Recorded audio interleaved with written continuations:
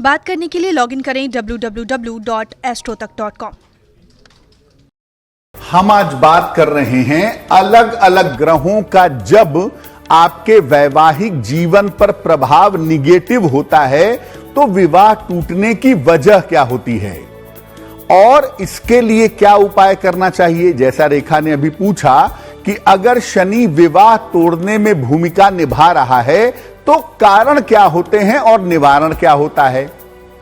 देखिए, वैवाहिक जीवन के टूटने में सबसे बड़ी भूमिका अगर कोई ग्रह निभाता है तो उसे कहते हैं सैटर्न यानी शनि। शनि अगर विवाह भंग करने का कारण होता है तो इसके पीछे घर के लोग जिम्मेदार होते हैं। ससुराल के लोगों का ज्यादा इंटरफेरेंस है आपके वैवाहिक जीवन में, लड़की के मायके का ज्यादा इंटरफेरेंस है आपके वैवाहिक जीवन में। इस वजह से विवाह टूटने की संभावना बन जाती है। और जब शनि वाले मामले में संबंध टूटता है तो उसमें बहुत समय लगता है। यानी आपने विवाह तोड़ने का मुकदमा कर दिया, केस फाइल कर दिया, आपको 5 साल 10 साल भी लग सकते हैं। या कभी कभी ऐसा होता है कि शादी के 5-10 साल के बाद शादी टूटती है और उसका जो कारण होता है वो हमेशा परिवार के लोग होते हैं। वो पति पत्नी के जीवन में हस्तक्षेप करते हैं जिस वजह से विवाह टूट जाता है। क्या उपाय करना चाहिए?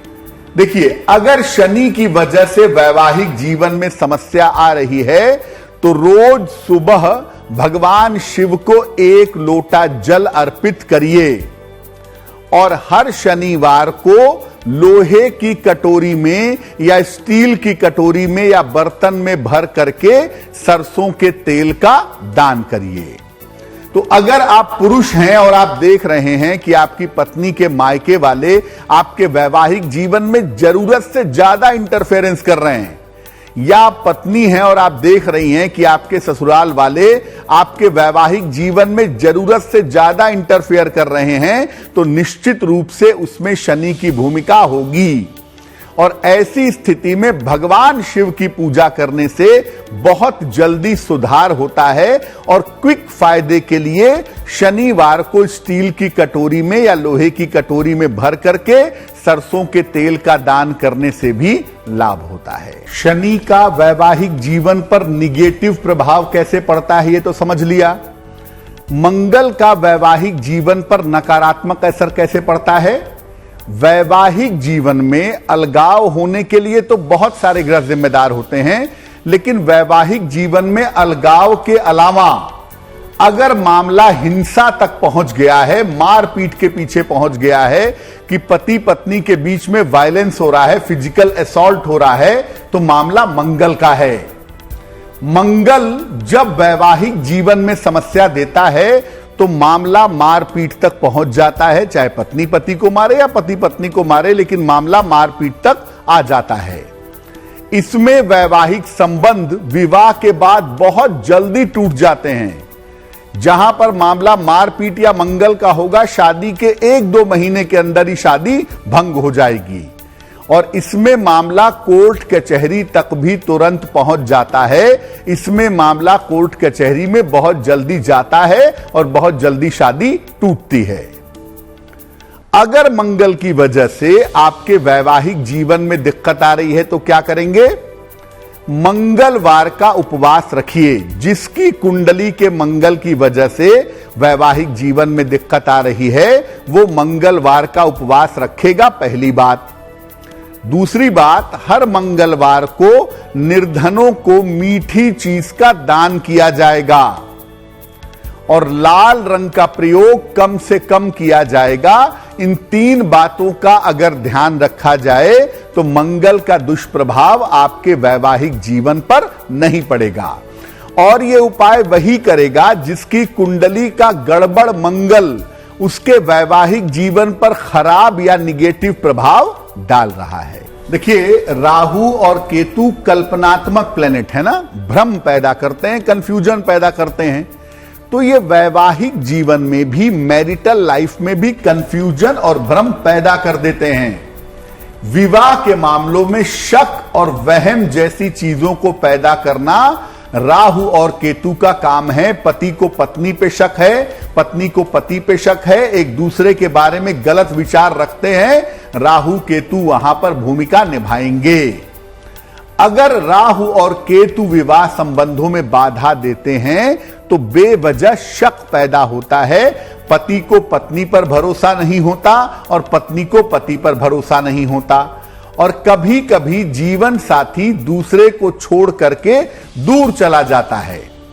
इसमें क्या होता है कि विवाह चलता रहता है, सेपरेशन नहीं होता, डिवोर्स नहीं होता, लेकिन पति पत्नी लंबे समय तक जीवन भर कभी कभी एक दूसरे से अलग होते हैं, कभी कभी एक दूसरे से अलग रहते हैं। यह संभावना जरूर होती है। अगर आपकी कुंडली में राहु केतु की स्थिति अच्छी नहीं है और इसका असर आपके वैवाहिक जीवन पर पड़ रहा है तो क्या उपाय करेंगे?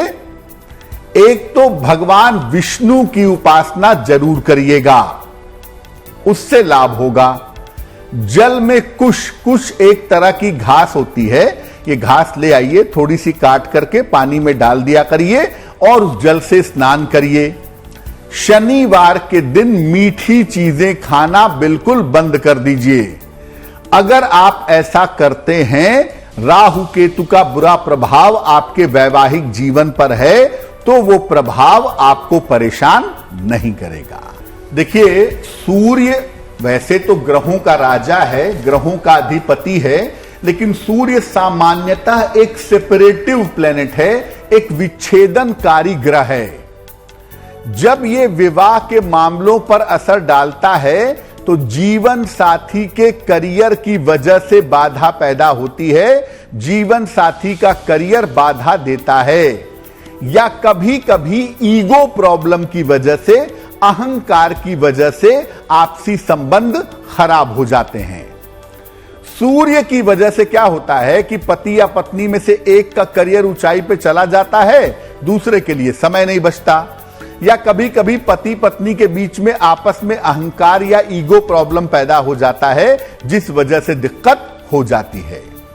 जब सूर्य सेपरेशन करवाता है, जब सूर्य अलगाव करवाता है, तो बहुत सोच समझकर शांतिपूर्ण तरीके से विवाह भंग होता है।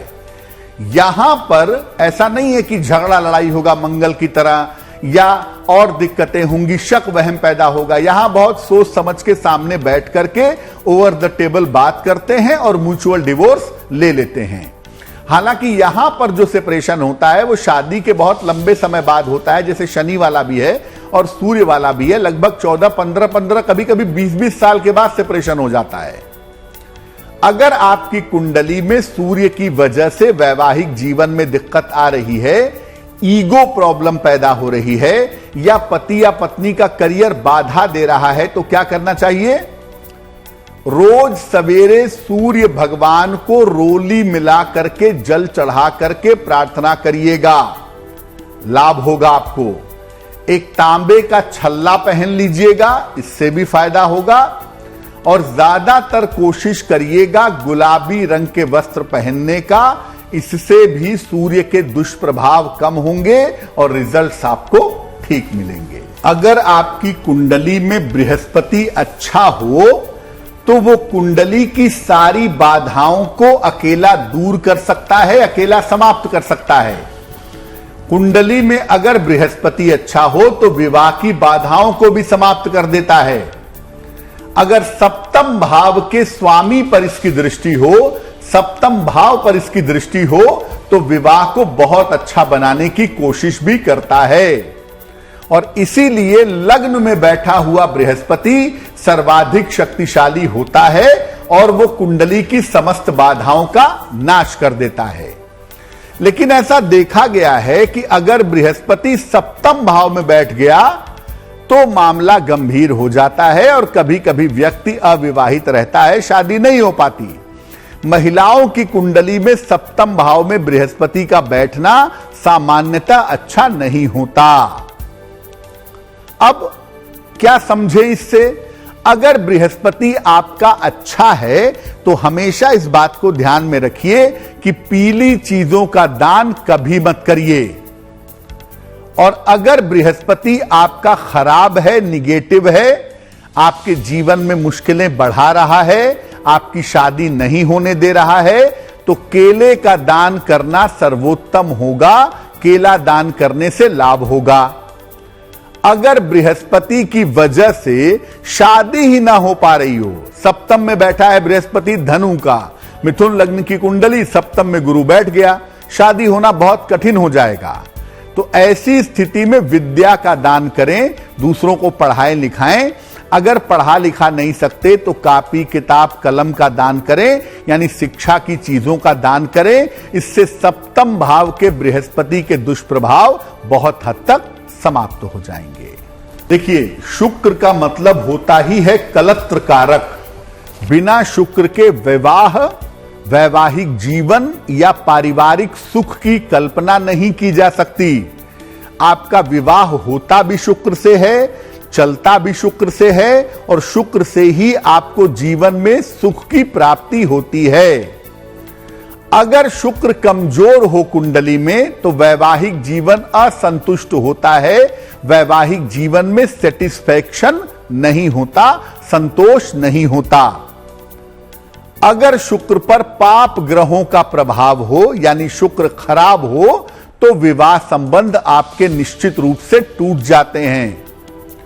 अगर जरा भी शुक्र अच्छा हो तो किसी न किसी तरह से व्यक्ति का वैवाहिक जीवन बेहतर हो जाता है, किसी न किसी तरीके से रास्ते पे चला आता है।